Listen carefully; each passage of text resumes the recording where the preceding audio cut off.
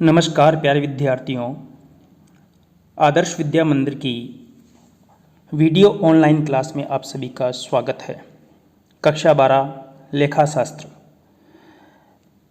के पिछले वीडियो में हमने ख्याति के बारे में अध्ययन किया था। ख्याति के अर्थ, ख्याति की विशेषताएं, ख्याति के प्रकार, ख्याति की प्रकृति, इन सब के बारे में हम अध्ययन कर चुके हैं। इसी क्रम में आज हम ख्याति के मूल्यांकन की विधियों के बारे में अध्ययन करने जा रहे हैं। ख्याति के मूल्यांकन की प्रमुख रूप से 5 विधियां होती है। पहली विधि वर्षों की कुल क्रय विधि, दूसरी विधि पूंजीकरण विधि, तीसरी गुप्त, छिपी हुई या अनुमानित ख्याति विधि, 4 नंबर पे आती है क्रय प्रतिफल विधि व 5 नंबर पे आती है वार्षिकी विधि। तो आज हम सबसे पहले जो पहले प्रकार की विधि होती है वर्षों की क्रय विधि, उसके बारे में अध्ययन करने जा रहे हैं। जैसा कि आपके सामने स्क्रीन पर लिखा है, वर्षों की क्रय विधि। ख्याति का मूल्यांकन व्यवसाय के लाभों के कुछ वर्षों के आधार पर किया जाता है, जिसे वर्षों की क्रय विधि कहते हैं। इसके लिए व्यवसाय के लाभों की गणना 2 आधारों पर की जाती है।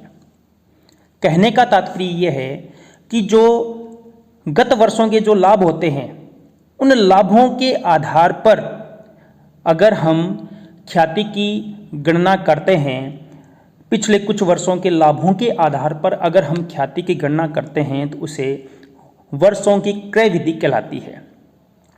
इसके 2 आधार होते हैं, अर्थात वर्षों की क्रय विधि के अनुसार हम 2 प्रकार से जो ख्याति होती है उसकी गणना करते हैं। पहली विधि होती है औसत लाभ आधार विधि। पहली विधि होती है औसत लाभ आधार विधि, अर्थात एवरेज प्रॉफिट बेस। इसके अंदर सबसे पहले कुछ बातें होती है, उनका ध्यान रखना आवश्यक है। तो सबसे पहले जो है अपना सरल औसत लाभ। इसमें इस विधि के अंतर्गत ख्याति का मूल्यांकन पिछले कुछ वर्षों के औसत लाभों, हानियों सहित, अगर पीछे गत वर्षों में अगर हानि हुई है उसको भी सम्मिलित किया जाता है, के आधार पर किया जाता है। औसत लाभों की गणना करते समय पिछले वर्षों के लाभों में निम्न समायोजन किए जाते हैं। जो पीछे के लाभ होते हैं उनमें कुछ समायोजन करने पड़ते हैं। कौन कौन से समायोजन करने पड़ेंगे वो देखिए। सबसे पहला समायोजन करना पड़ता है असामान्य आय या लाभ संबंधित वर्ष की आय में से कम कर दिया जाता है।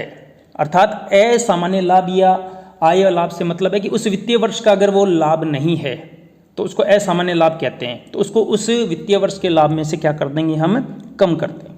इसी प्रकार से असामान्य व्यय या हानियाँ, तो संबंधित वर्ष की आय में से हम क्या कर देंगे, जोड़ देंगे। और तीसरा है गैर व्यापारिक विनियोग पर आय। गैर व्यापारिक विनियोग से मतलब जो हमारा व्यवसाय उससे संबंधित नहीं है, उससे संबंधित नहीं है, उस आय को हम क्या कर देंगे, उस वित्तीय वर्ष की आय में से घटा देंगे। अगर इस प्रकार के प्रश्न में सूचना दी हुई होती है तो ये 3 समायोजन हमें करने पड़ते हैं। अब सबसे पहले हमें जो सरल औसत लाभ है वो ज्ञात करने का सूत्र पता होना चाहिए। एवरेज प्रॉफिट, जिसको हम एपिक शॉर्टकट में लिखेंगे, जिसका सूत्र होता है टोटल एडजस्टेड प्रॉफिट और बट्टे में नंबर्स ऑफ ईयर। कहने का मतलब टोटल एडजस्टेड प्रॉफिट का मतलब कि गत 3 वर्षों का हमने लाभ लिया है, गत 5 वर्षों का लाभ लिया है, गत 4 वर्षों का लाभ लिया है, इन सबको क्या करेंगे, जोड़ेंगे।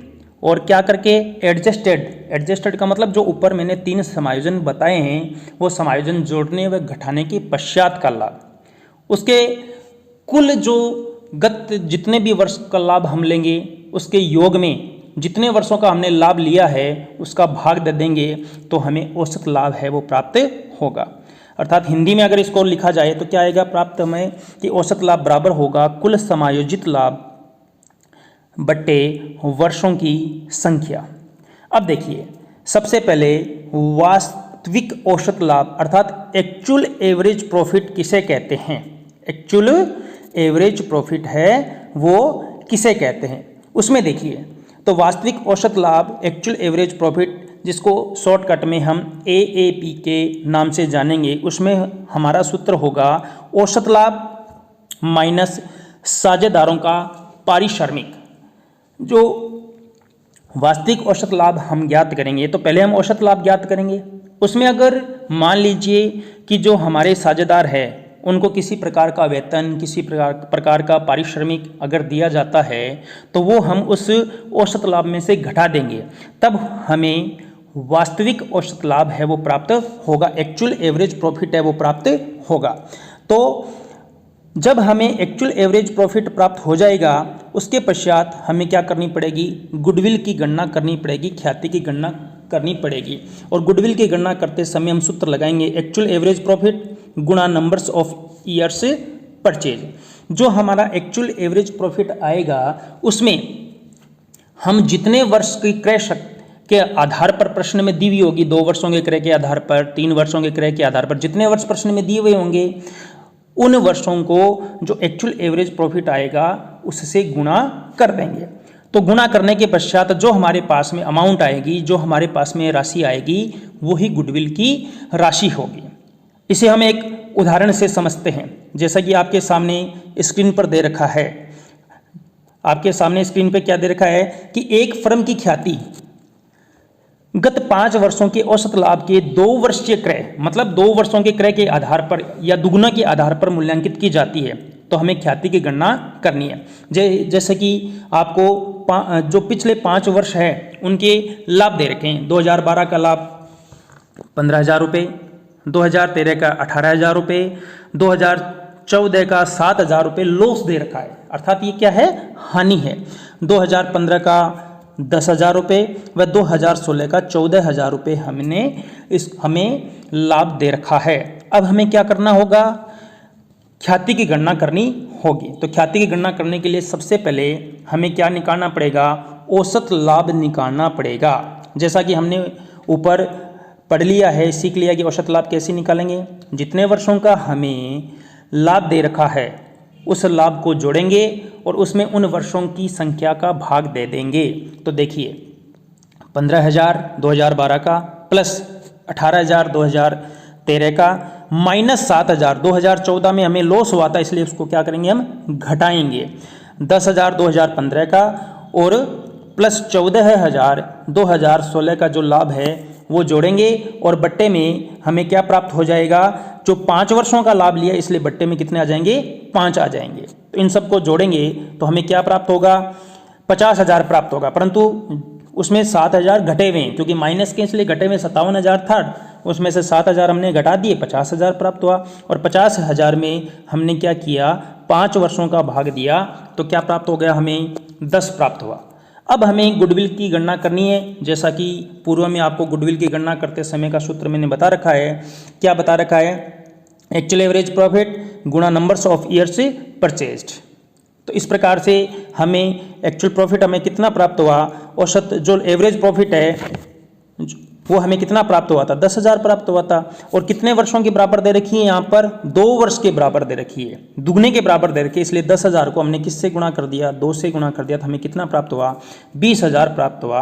अर्थात ख्याति की जो फर्म की ख्याति है उसकी राशि कितनी होगी, 20,000 होगी। चलिए एक और उदाहरण लेकर हम इस प्रश्न को समझने का प्रयास करते हैं। तो देखिए आपके सामने स्क्रीन पर दे रखा है कि फर्म की ख्याति का मूल्यांकन पिछले 3 वर्षों के औसत लाभों के 2 वर्षों के क्रय के आधार पर करना है। जैसा कि 2014 में आपको 40,000 का प्रॉफिट दे रखा है, परंतु उसमें 10,000 असामान्य लाभ दे रखा है। तो असामान्य लाभ मैंने आपको समायोजन में ऊपर ही बता दिया था कि असामान्य लाभ हमेशा घटता है। 2015 में 30,000 का लाभ दे रखा है, परंतु उसमें 5,000 की असामान्य हानि दे रखी है। तो जो भी असामान्य हानि होती है उसको उस वित्तीय वर्ष के लाभ में जोड़ते हैं। तथा 2016 में 33,000 का लाभ दे रखा है, परंतु उसमें 8,000 विनियोगों पर ब्याज शामिल है, अर्थात ये अलग मद का लाभ है, उस व्यवसाय का लाभ नहीं है, इसलिए इसको भी हम क्या कर देंगे, घटा देंगे। तो देखिए औसत लाभ निकालेंगे। पहले हमारे पास में 40,000 रुपये थे, तो 40,000 पहले वर्ष का जो लाभ था, परंतु उसमें से 10,000 का असामान्य लाभ था, इसलिए 40,000 में से 10,000 घटाए तो हमें कितने प्राप्त हो गए, 30,000। अगले वर्ष के 30,000 का लाभ था, परंतु 5,000 की असामान्य हानि चार्ज की गई थी, इसलिए असामान्य हानि हमेशा जुड़ती है। तो 30,000 में 5,000 जोड़ दिए तो कितने प्राप्त हो गए? 35,000। तथा तीसरा जो वर्ष है 2016, उसमें 33,000 का लाभ हुआ था, परंतु इसमें विनियोग जो है उस पर ब्याज शामिल है, अर्थात जो हमारा इन्वेस्टमेंट किया हुआ था उसका ब्याज भी इसमें शामिल है। कितने रुपए? 8,000 रुपये। इसलिए हम इस 8,000 रुपये को घटा देंगे तो कितने प्राप्त हो जाएंगे? 25,000 रुपये प्राप्त हो जाएंगे। अब तीनों वर्षों की जो लाभ है उसको जोड़ा, 30,000 प्लस 35,000 प्लस 25,000, और 3 वर्षों का हम लाभ जोड़ रहे हैं, इसलिए भाग में भी हमने एक बट्टे में भी कितना लिख दिया? 3 लिख दिया। तो इन सबको जोड़ने पर हमें 90,000 प्राप्त हुए, तथा 90,000 में हमने 3 का भाग दिया तो हमें जो राशि है वो कितनी प्राप्त हुई? 30,000 प्राप्त हुई। अब देखिए ऊपर क्या दे रखा है, 2 वर्षों के क्रय के आधार पर हमने ख्याति की गणना करनी है, इसलिए हम क्या करेंगे? 30,000 को 2 से गुणा करेंगे। तो गुडविल बराबर क्या होगा? एवरेज प्रॉफिट गुणा नंबर्स ऑफ ईयर्स परचेज्ड। तो 30,000 को हम 2 से गुणा करेंगे तो ख्याति की जो राशि है वो कितनी प्राप्त होगी? हमारे को 60,000 रुपये प्राप्त होगी। तो इस प्रकार से हमने औसत लाभ आधार की सबसे पहले सरल औसत लाभ विधि के बारे में, सिंपल एवरेज प्रॉफिट मेथड के द्वारा गुडविल की गणना करना अर्थात ख्याति की गणना करना है वो सीखा है। अगले वीडियो में हम इसी क्रम में अन्य प्रकार से ख्याति की गणना सीखेंगे। आशा करता हूँ ये वीडियो आपके समझ में आया है। ध्यान से इस वीडियो को देखेंगे तथा समझेंगे। धन्यवाद।